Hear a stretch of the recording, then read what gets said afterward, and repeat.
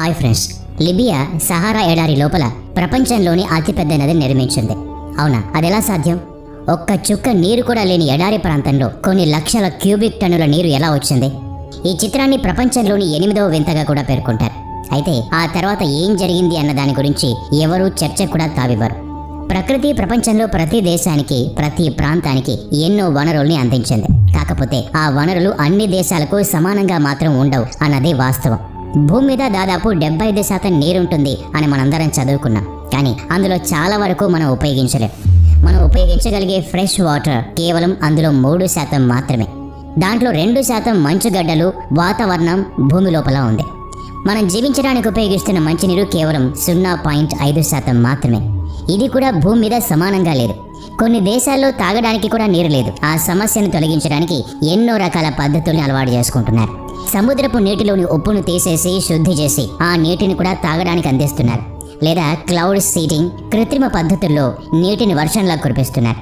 South ఆఫ్రికాలో పరిస్థితి ఎంత దారుణంగా ఉంది అంటే అంటార్కిటికా నుంచి ఐస్బర్గ్ని కేప్ టౌన్కి తీసుకురావడానికి ప్రణాళిక కూడా సిద్ధం చేశారు. ఈ రోజు వీడియోలో మనం తెలుసుకోబోయే పద్ధతి కూడా దాదాపు అలాంటిదే. కొన్ని నమ్మలేని నిజాలు కూడా ఉంటాయి కదా, వాటిల్లో ఇది కూడా ఒకటి. అదేంటో తెలుసుకోవాలంటే వీడియో చివరి వరకు స్కిప్ చేయకుండా చూడాల్సిందే. మరింకెందుకు ఆలస్యం, let's start our today's episode. 50 సంవత్సరాల క్రితం ముమ్మర్ గడాఫీ లిబియా వంటి ఎడారి ప్రాంతానికి మానవ నిర్మిత నదిని తీసుకొస్తానని చెప్పడమే కాదు, అది నిజం చేసి చూపించాడు కూడా. ప్రపంచ పటంలో మీరు లిబియాను చూసినట్లయితే అందులో కనీసం ఒక్క చుక్క కూడా పచ్చదనం కనిపించదు. అక్కడి ప్రజలు కొన్ని సంవత్సరాల పాటు వర్షాన్ని చూసి ఉండరు. అలాంటి పరిస్థితుల్లో ఉన్న లిబియాలో మానవ నిర్మిత నది ఎలా ఏర్పడింది? లిబియాలోని 99% ప్రాంతం ఇసుకతో నిండి ఉంటుంది. ఇక ఇక్కడ ఎంత వేడిగా ఉంటుందో మీరు ఇదివరకు పుస్తకాల్లో చదివే ఉంటారు. బహిరంగ ప్రాంతాల్లో నీరు పోసినా ఒక్క సెకండ్లోనే ఆవిరైపోతుంది, అంత వేడి ప్రాంతం ఇది. లిబియాలోని కొన్ని ప్రాంతాల్లో అయితే 10 సంవత్సరాలకు ఒక్కసారి కూడా వర్షం పడ్డ సూచనలు కనిపించవు. లిబియాలో యునైటెడ్ స్టేట్స్ కన్నా ఎక్కువగా క్రూడ్ ఆయిల్ రిజర్వ్ ఉంది. కానీ మంచినీటి విషయానికి వస్తే ప్రకృతి పరంగా ఏర్పడ్డ ఒక్క నది కూడా ఇక్కడ కనిపించదు.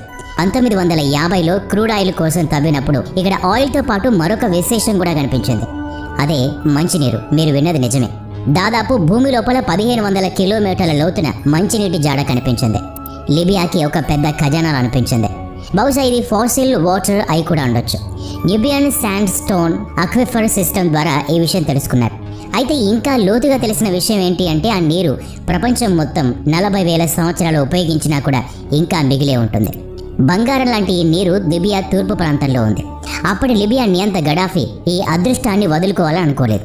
ఎలాగైనా ఈ నీటిని లిబియాకి చేర్చగలిగితే లిబియాతో పాటు సహారా ఎడారి ప్రాంతానికి కూడా ఉపయోగపడుతుంది, చరిత్ర మారిపోతుంది అనుకున్నాడు. కానీ అతను అనుకున్న ప్లాన్ చాలా కష్టమే కాదు, అసాధ్యం అని కూడా తెలియటానికి ఎక్కువ సమయం పట్టలేదు. ఎందుకంటే నుబియన్ నీరు లిబియాకి దక్షిణ ప్రాంతంలో ఉంది. లిబియాలోని ప్రధాన నగరాలన్నీ ఉత్తర భాగంలోనూ మెడిటేరియన్ ప్రాంతంలోనూ ఉన్నాయి. కృత్రిమ తీరున నదిని తయారు చేయడానికి ఇది చాలా కష్టమైన దారి. అక్కడ నుంచి లిబియాలోని ప్రధాన నగరాలకు నీటిని పంపాలంటే 2820 కిలోమీటర్ల నదిని తవ్వాలని అంచనా వేశారు. అంటే ఢిల్లీ నుంచి ముంబైకి లేదా కరాచీ నుంచి ఇస్లామాబాద్కి 2 చక్కర్లు కొట్టేంత దూరం. ముహమ్మద్ గడాఫీకి ఈ అంచనా గురించి తెలిసిన తర్వాత ఇది అయ్యే పని కాదు అని అర్థమైంది. మరో సమస్య కూడా కనిపించింది. అంత వేడి ప్రాంతంలో నీటిని పైకి తీసుకొచ్చిన సగం నీరు గాలిలోనే ఆవిరైపోతుంది. అప్పుడు పడిన శ్రమ అంతా వృధా. అందుకే 2820 కిలోమీటర్ల అండర్ గ్రౌండ్ తవ్వకమే చేసి నీటిని పంపడం మంచిదని తోచింది. ఆ ఆలోచన రాగానే ఇక పనులు మొదలు పెట్టారు. అందుకోసం పెద్ద పెద్ద పైపులు అవసరం పడతాయి. ఒక్కొక్క పైపు 1300 అడుగుల మందంతో 80 టన్నుల బరువు ఉండాలి. అలాంటివి 5 లక్షల పైపులు అవసరం. అప్పుడే 2820 కిలోమీటర్ల దూరం కృత్రిమంగా నదిని తవ్వుకోవచ్చు. ఇన్ని పైప్స్ తయారీ కోసం లిబియాలోని చాలా ఫ్యాక్టరీస్ని అప్పటికప్పుడు ఏర్పాటు చేశారు. ఎంత త్వరగా వీలైతే అంత త్వరగా వీటిని తయారు చేయాలి. కాంక్రీట్ స్టీల్తో తయారు చేసిన పైప్ ఇది. ఒక్కొక్క పైప్లో 80 కిలోమీటర్ స్టీల్ వైర్ని చుట్టి ఉంచారు. అంటే ఆ స్టీల్ వైర్ అన్నిటినీ చుట్టగా చుడితే భూమి మొత్తాన్ని చుట్టి ఉంచొచ్చు. 1980లో ఎక్కువ పైప్స్ తయారు చేయడానికి ప్రయత్నాలు మొదలుపెట్టారు. ఫ్యాక్టరీస్లో తయారైన ఈ పెద్ద పైప్స్ని పెద్ద ట్రక్స్ సహాయంతో సైట్ దగ్గరికి తీసుకొచ్చారు. అయితే అప్పటికి లిబియాలో రోడ్ నెట్వర్క్ కూడా అంత బాగాలేదు. అప్పటికప్పుడు సౌత్ కొరియా కంపెనీతో ఒప్పందం చేసుకుని 3200 కిలోమీటర్ల రోడ్ని ఫేజ్ 1లో వేయడం జరిగింది. ఇక తవ్వటం మొదలుపెట్టారు. భూమికి 20 అడుగుల లోతున ఈ పైప్స్ ఉంచాలి. ఈ మొత్తం ప్రక్రియలో 300 కోట్ల క్యూబిక్ మీటర్ల మట్టిని, రాళ్లను తవ్వారు. ఇప్పటి వరకు జరిగింది ఫేజ్ 1 మాత్రమే. ఇందుకు $5 మిలియన్ ఖర్చు చేశారు. ఆ తర్వాత 1982లో ఫేజ్ 2 మొదలుపెట్టారు. ఇందులో పైప్ లైన్ను ట్రిపోలి దాకా తీసుకెళ్లాలి. ఎందుకంటే లిబియా రాజధాని లిబియాలోని పెద్ద నగరం అదే. అందుకోసం జబల్ హస్తున్న దగ్గర 2 బావుల్ని తవ్వారు. వాటిలోంచి 200 మీటర్ల వరకు నీటిని పైకి లాగారు. అక్కడ నుంచి 700 కిలోమీటర్ల దూరంలో ఉన్న ట్రిపోలి దాకా పైప్ లైన్ వేశారు. ఫేజ్ 3లో అక్కడ నుంచి మళ్ళీ కుప్రాకి, అక్కడ నుంచి బెర్గజీ, లిబియాలోని మరో పెద్ద నగరానికి పైప్ లైన్ కలిపారు. ఆ మార్గం 1000 కిలోమీటర్లు. తర్వాత ఫేజ్లో ఈ 2 నెట్వర్క్స్ని ఒకదాంతో ఒకటి కలిపారు.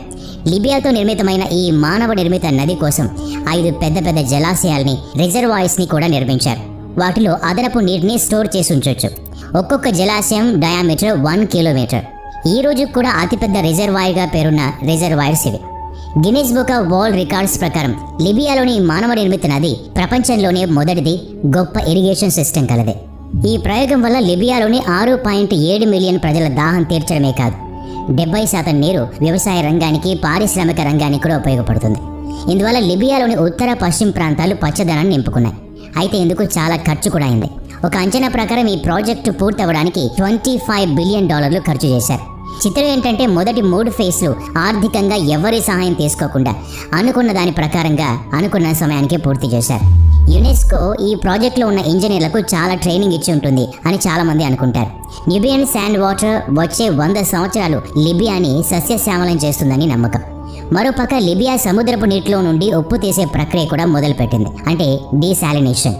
అలా కూడా మంచి నీటిని మరింత కాలం అందించవచ్చు, కానీ ఖర్చు మరింత పెరుగుతుంది. ప్రపంచంలోని ప్రతి వార్తా సంస్థ ఈ ప్రాజెక్టు మీదే దృష్టి పెట్టడం, ప్రపంచం మొత్తం దీని గురించే మాట్లాడుకోవడం జరిగింది. అయితే సమయం ఎప్పుడు ఎలా ఉంటుందో ఎవరు చెప్పగలరు? 2011-22 జూలైన లిబియాలో సివిల్ వార్ మొదలైంది. మొహమ్మద్ గడాఫీని హతమార్చడమే కాకుండా ఫేజ్ 4లో ఉన్న ఈ ప్రాజెక్టుకి సంబంధించిన ఫ్యాక్టరీని సైతం మిసైల్తో కూల్చేశారు. దాంతో ఈ పని అక్కడే ఆగిపోయింది. 2014 నుంచి 2020 వరకు సాగిన సివిల్ వార్లో మొత్తం ఇన్ఫ్రాస్ట్రక్చర్ బయటపడింది. స్టీల్ పైప్ నిర్వహణ, రిపేర్ పూర్తిగా పక్కన పెట్టేశారు. అందువల్ల నీటి సప్లైలో అవాంతరాలు సాధారణం అయిపోయాయి. 10 ఏప్రిల్ 2020న లిబియా రాజధాని ట్రిపోలి దాకా వెళ్లే పైప్ లైన్ యుద్ధం పేరుతో మిలిటెంట్లు మూసేశారు. ఇప్పుడు లిబియాలో ఇప్పటికే తయారై ఉన్న ఫేజ్లను కూడా సరిగ్గా నియంత్రించలేని కారణంగా మూసివేసే పరిస్థితి. కొన్ని సంవత్సరాలు నీటితో కళకళలాడిన ప్రాంతం మళ్ళీ రాళ్ళు రప్పలుగా మారిపోయింది. దీనికి జవాబేంటి? పరిష్కారం ఎప్పుడు దొరుకుతుంది? ఎవరూ చెప్పలేరు. చరిత్రను మార్చిన అద్భుతం చరిత్రలో కలిసిపోనుందా? కాలమే నిర్ణయించాలి. ఈ వీడియో నచ్చినట్లయితే లైక్ చేయండి, షేర్ చేయండి. ఇలాంటి మరిన్ని వీడియోస్ కోసం ఈ ఛానల్కి సబ్స్క్రైబ్ చేసుకొని బెల్ ఐకాన్ మీద క్లిక్ చేయండి. నెక్స్ట్ వీడియోలో మళ్ళీ కలుద్దాం. Thanks for watching.